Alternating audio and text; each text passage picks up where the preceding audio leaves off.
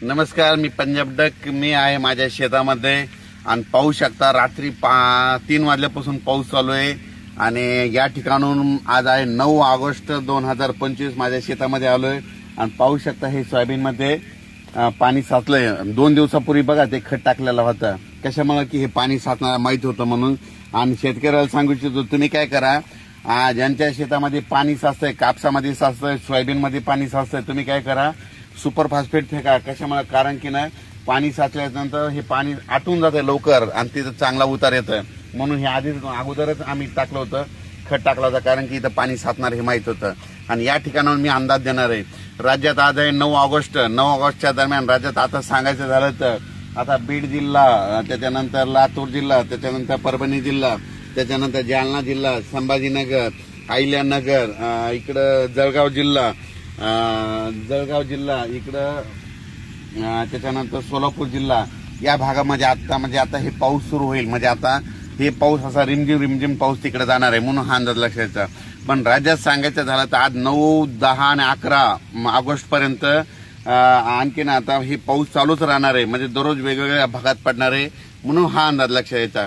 त्याच्यानंतर राज्यातल्या सर्व शेतकऱ्याला सांगू इच्छितो की मग काय झालं, जळगाव जिल्ह्यातल्या, नंदुरबार, धुळे जिल्ह्यातल्या शेतकऱ्याचे फोन आले, आमच्या इकडे पाऊस नाही, तुमच्या इकडे तर भरपूर पडायलाय.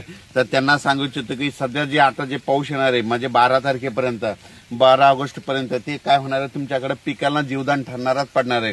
पण तुम्हाला काय होईल, जे 14 ते 18, 20च्या दरम्यान जे पाऊस येईल, 14 ते जवळपास 22 तारखेपर्यंत जे पाऊस पडून ते मात्र तुमच्या जळगाव जिल्हा, धुळे जिल्हा, नंदुरबार जिल्हा, त्याच्यानंतर बुलढाणा जिल्हा, संभाजीनगर, इकडे कन्नड, ह्या भागामध्ये खूप पडणार आहे. म्हणून हे लक्षात घ्यायचं.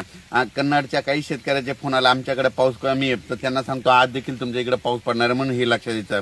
त्याच्यानंतर अहिल्यानगर भागाकडे देखील आज चांगला स्वरूपाचा बऱ्याच भागामध्ये आज रात्रीपर्यंत पाऊस पडणार आहे, म्हणून हे लक्षात घ्यायचं.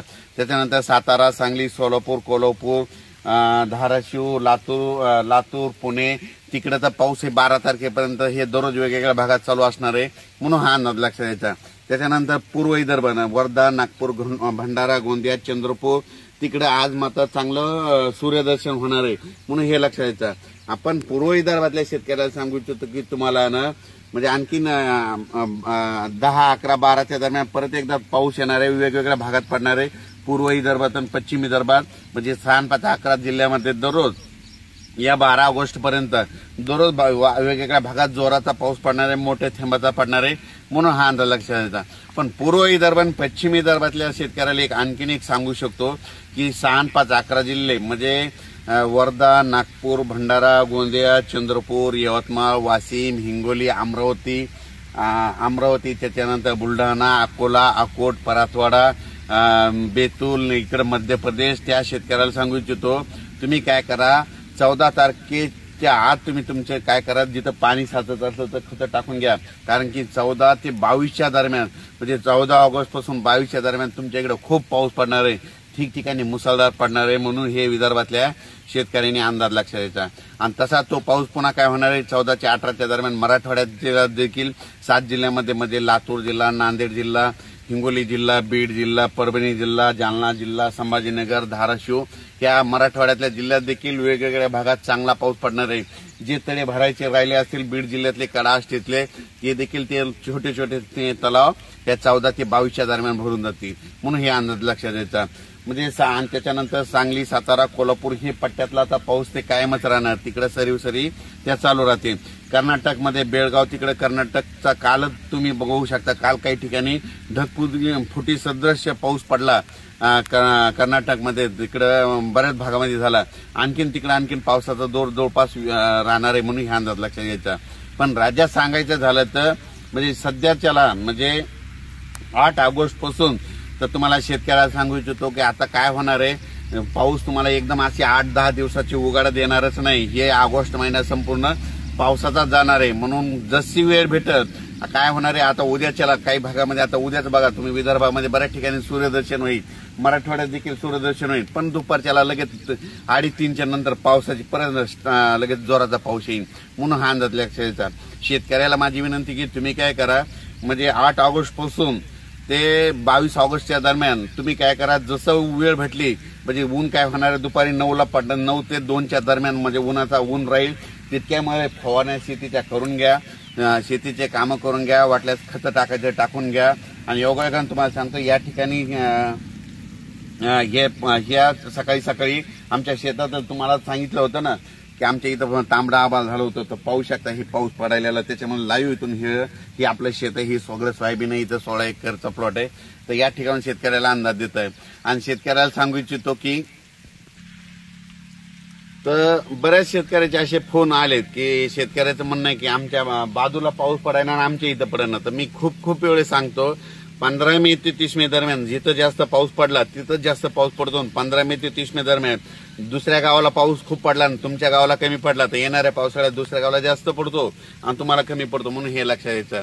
आणि राज्यातल्या शेतकऱ्याला सांगू इच्छितो 14 तारखेपासून, खरं तर तुम्हाला सांगतो 12 तारखेपासूनच काय होणार आहे, म्हणजे नांदेड जिल्हा, यवतमाळ जिल्हा, हिंगोली जिल्हा, इकडं लातूर जिल्हा, त्याच्यानंतर तेलंगणा इकडं, त्याच्यानंतर चंद्रपूर, वर्धा, नागपूर, भंडारा, गोंदिया, यवतमाळ, अमरावती इकडं ना खरं तर 12-13ला तिकडे पाऊस सुरू होणार आहे. पण ते पाऊस काय होणार आहे त्याच्यानंतर इकडे पुढं सरकत असं जाणार आहे.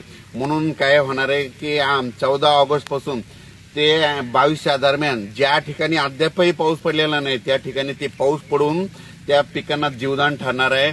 काय ठिकाणी तर तुम्हाला सांगतो मुसळधार देखील पडेल, कुठं अतिमुसळधार देखील राहणार.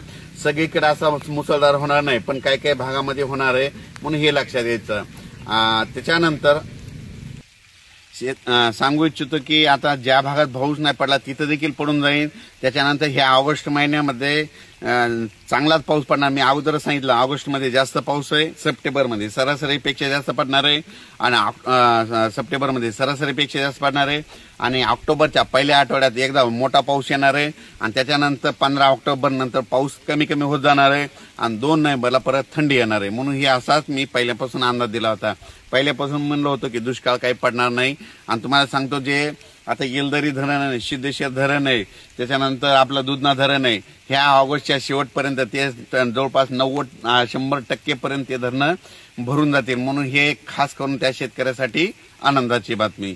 आणि परत एकदा 14 ते 22च्या दरम्यान उत्तर महाराष्ट्राकडे पाऊस पडल्यामुळे काय होणार आहे, परत त्या गोदावरी नदीला पूर येणार आहे, गोदावरी निळवंडे धरणातून पाणी सुटणार आहे. मग त्याच्यामुळे काय होणार आहे, परत जायकवाडी धरणाचं पाणी सोडावं लागणार आहे. म्हणून हे आत्ताच एक माहीत असं म्हणून सांगत आहे.